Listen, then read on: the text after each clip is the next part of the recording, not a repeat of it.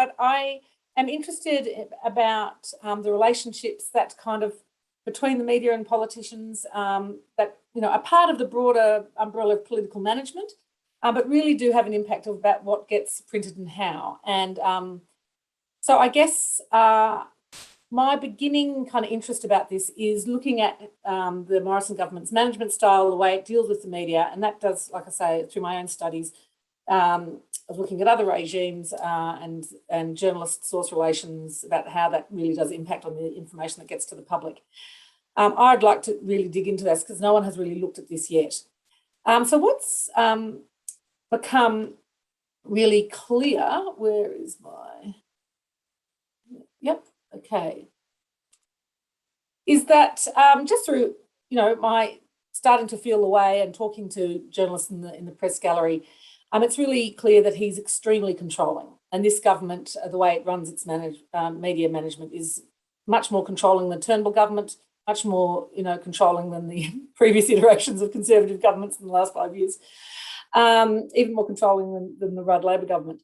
And so the way it's been described to me by senior journalists, and this hasn't been through an ethics-approved formal research process, I've just been sort of anecdotally sort of testing the waters now, but it's very transactional.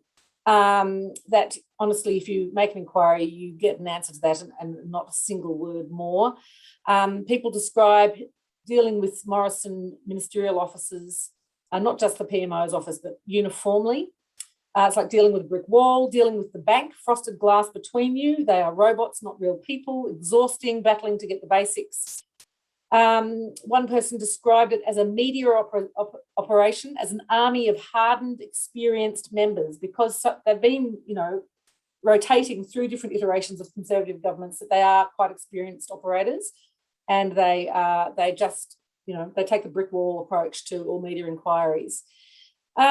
And a recent example of that, which I don't know if it made it across the ditch or not, but Peter Dutton, who is, well, he's not one of the most popular ministers. If you are on the left side of politics, he's probably seen as one of the most right wing of the cabinet. He's now Defence Minister. Came out in media reports through FOI that he's given a very strong directive to the defence media that they can give comments, limit responses to 3 paragraphs, regardless of the breadth and complexity of the questions. Now, you're sitting there going, yeah, this is all just good media management. Yeah, central control. I know, I've been there too. I was a spin doctor. I get it. On the one hand, this level of control can be seen as good media management. Okay. But on the other hand, this level of micromanagement and a lack of openness, and it absolutely erodes trust with the news media and with the public. And it can absolutely backfire in the long term. And it really reflects a disregard for transparency and accountability, and really smacks of arrogance, which is a real problem. I think there's plenty of products coming out of this government, and it's called arrogance. And they are, Scotty from marketing, he's a bit too smart by half, and there's too much about controlling the message and really very little information getting out there. So journalists in the press gallery are very frustrated. So there's not just that he's terribly controlling, he's also very evasive, and he's known for that, and talking about the Canberra bubble and just trying to dismiss stuff that he doesn't want to talk about, that he thinks hasn't got sort of retail appeal to the general public. And he pivots very cleverly, away from questions he doesn't like. And he often does that by being personal and attacking. So attack is the best form of defence in his line of work at the moment. He makes personal attacks on journalists. This is another classic. Just recently, one journalist, Samantha Maiden, from news.com, who has led a lot of the coverage about Brittany Higgins and about sexual abuse in Parliament, etc. She was asking questions about that. He was, hot under the collar. He doesn't like questioning. He hated the whole issue, wanted it to go away. And rather than answer, he went on the attack and accused her falsely. He got it wrong. He went on the attack about her being involved in a workplace harassment incident, and it was a warning. There was a warning, and it was, journalists, be careful. because I've got dirt on you. Very threatening, nasty behaviour.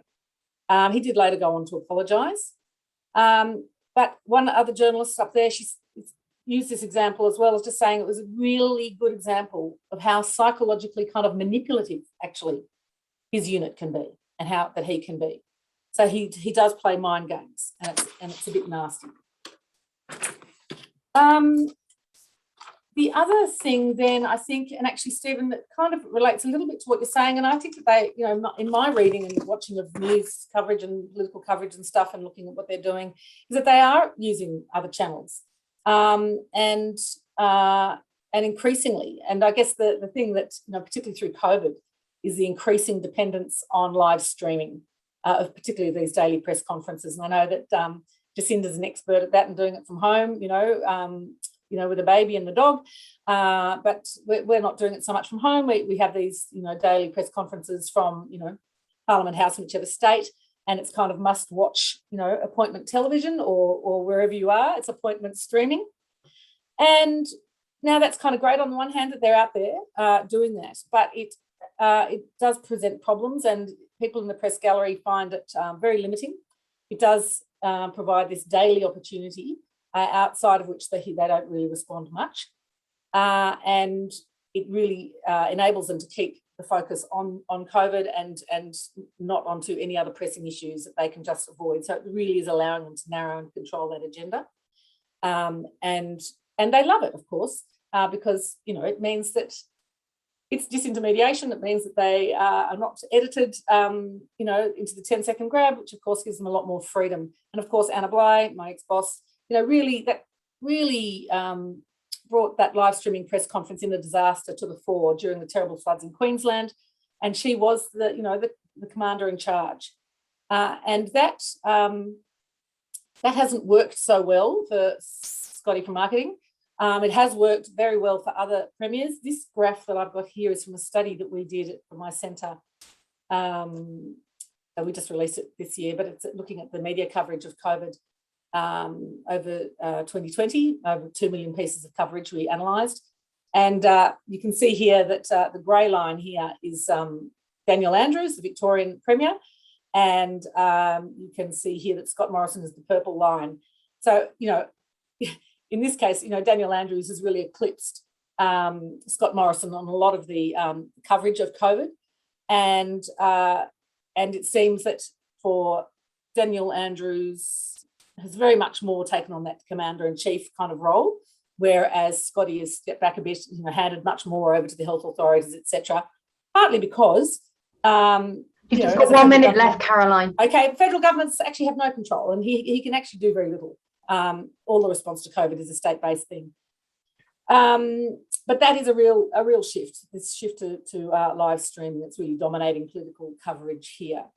And the other thing is that I guess the political marketing thing that we're really seeing here is just how poorly they've managed the COVID messaging in Australia. There has been basically none.